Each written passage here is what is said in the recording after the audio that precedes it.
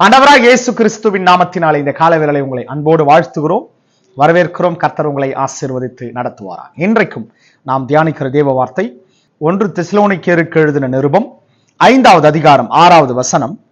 ஆகையால் மற்றவர்கள் தூங்குகிறது போல நாம் தூங்காமல் விழித்து கொண்டு தெளிந்தவர்களாய் இருக்க கடவுள். அருமையான தேவ பிள்ளைகளே, அப்போஸ்தலனாகிய பவுல் தெசலோனிக்கே சபைக்கு எழுதும்போது இப்படியாய் சொல்லுகிறார், ஆகையால் மற்றவர்கள் தூங்குகிறது போல நாம் தூங்காமல் விழித்து கொண்டு தெளிந்தவர்களாய் இருக்க கடவுள்.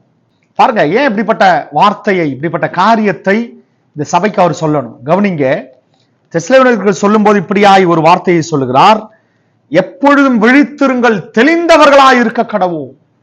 காரணம், நம்முடைய ஆண்டவராகிய இயேசு கிறிஸ்து அதி சீக்கிரமாய் இந்த பூமியை நோக்கி வரப்போகிறார். இந்த அதிகாரத்தை தொடக்கத்தில் நீங்க படிச்சீங்கன்னா தெரியும், திருடனை போல அவருடைய வருகை இருக்கும். ஆகையினால் பாருங்க, இந்த அதிகாரத்துல தொடக்கத்துல இருந்து ஒரு 10 வருஷம் படிச்சு பாருங்களேன், தெரியும் எப்பொழுது வருவார் என்று தெரியாது. ஆகையால் எப்பொழுதும் நாம் ஆயத்தம் உள்ளவர்களாய், எப்பொழுதும் தெளிந்தவர்களாய். பாருங்க, தூங்குகிறவர்கள் ராத்திரியிலே தூங்குவார்கள், வெறி கொள்ளுகிறவர் ராத்திரியிலே வெறி கொள்வார்கள் வசனம் சொல்லுது. அப்ப என்ன செய்யணும்? அந்த தூக்கமும் வெறியும் இருந்தா என்ன நடக்குதுன்னே தெரியாது. யார் வரா யார் போறா ஒன்னும் தெரியாது. எல்லாரும் ஒரு விதமான மயக்கத்துல இருக்க. யாராவது வந்து எழுப்பி நல்ல வெளிச்சம் வந்து தெளிஞ்சாதான் அந்த தூக்கமே தெளியும். கவனிங்க, ஒரு விதமான மயக்கத்தின் காரியங்கள் இருக்கும்போது ஒன்னும் தெரியாது. அருமையான தேவ பிள்ளைகளே, இப்படிப்பட்ட உலகத்தாரை போல நாம் இருக்க வேண்டாம் என்று அப்போஸ்தலனாகிய பவுல் இந்த சபையை எச்சரிக்கிறார். இன்றைக்கும் கர்த்தருடைய ஆவியானவர் நம்மை எச்சரித்துக் கொண்டிருக்கிறார். கவனிங்க, இந்த உலகத்தாரை போல, மற்றவர்களை போல கர்த்தருடைய வார்த்தை சொல்லுகிறது, ஆகையால் மற்றவர்கள் தூங்குகிறது போல நாம் தூங்காமல் விழித்து கொண்டு தெளிந்தவர்களாய் இருக்க கடவுள். தெளிந்தவர்களாய், ஒரு விதமான மயக்கத்தினாவி, தூக்கத்தினாவி அல்ல. எப்பொழுதும் நம்முடைய ஆவியிலே தெளிந்தவர்களாய் இருக்க வேண்டும். பாருங்க, இந்த ராணுவ வீரர்கள் பாருங்களேன், அவங்க எப்பொழுதும் எல்லா நேரத்திலும் ஜாக்கிரதை உள்ளவர்களாக இருப்பார்கள். ஏன்? எதிரிகள் எப்பயாவது நம்ம எல்லைக்குள்ள வந்துருவாங்களான்னு இரவும் பகலும் ஜாக்கிரதை உள்ளவர்களாக இருப்பாங்க. கவனிங்க, கர்த்தருடைய வார்த்தையை சொல்லுகிறது, உண்மையாகவே விசுவாசம், அன்பு என்னும் மார்க்க அவசத்தையும் ரட்சிப்பின் நம்பிக்கை என்னும் தலைச்சீராவையும் தரித்து கொண்டிருக்க கடவும்.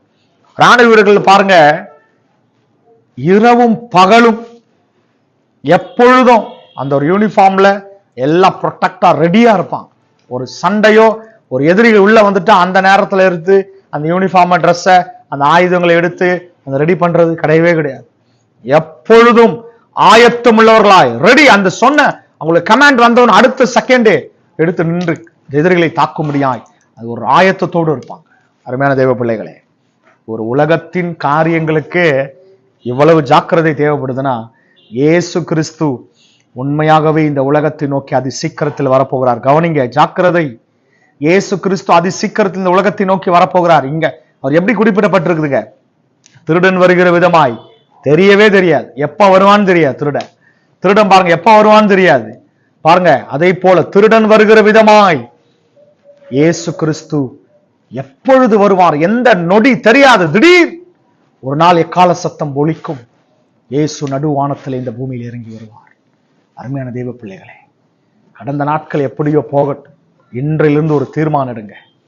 நாங்கள் மயக்கத்தோடு அல்ல, தூங்குகிறவர்களாய் அல்ல, வெறி கொள்கிறவர்களாய் அல்ல, இன்றையிலிருந்து கர்த்தருக்கென்று தெளிந்த புத்தி உள்ளவர்களாய், தெளிந்தவர்களாய் நாங்கள் இருப்போம். காரணம், இயேசுவின் வருகை அது சமீபம்.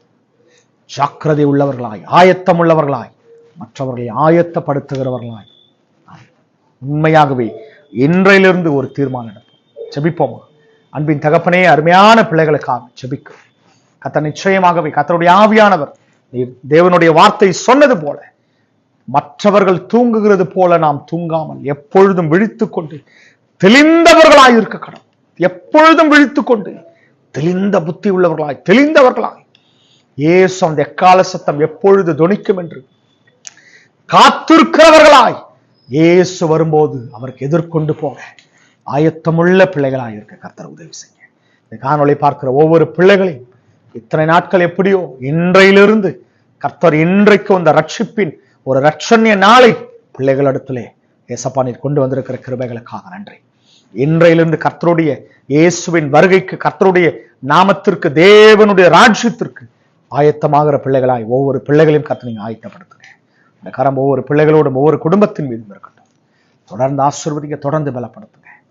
இயேசுவின் நாமத்தில் பிதாவே, ஆமென்.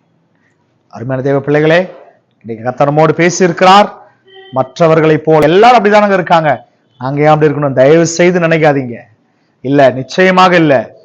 தேவனுடைய ராஜ்யம் பேச்சு இல்லைங்க. அது நிச்சயமாகவே தேவனுடைய ராஜ்யம் சும்மா பேசுற காரியம் அல்ல, பேசுகிற காரியம் அல்ல. உண்மையாகவே அது நீதியும் சமாதானம்.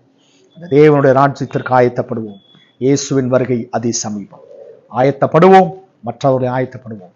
தெளிந்தவர்களாய் எப்பொழுதும் இயேசுவுக்கு காத்திருப்போம்.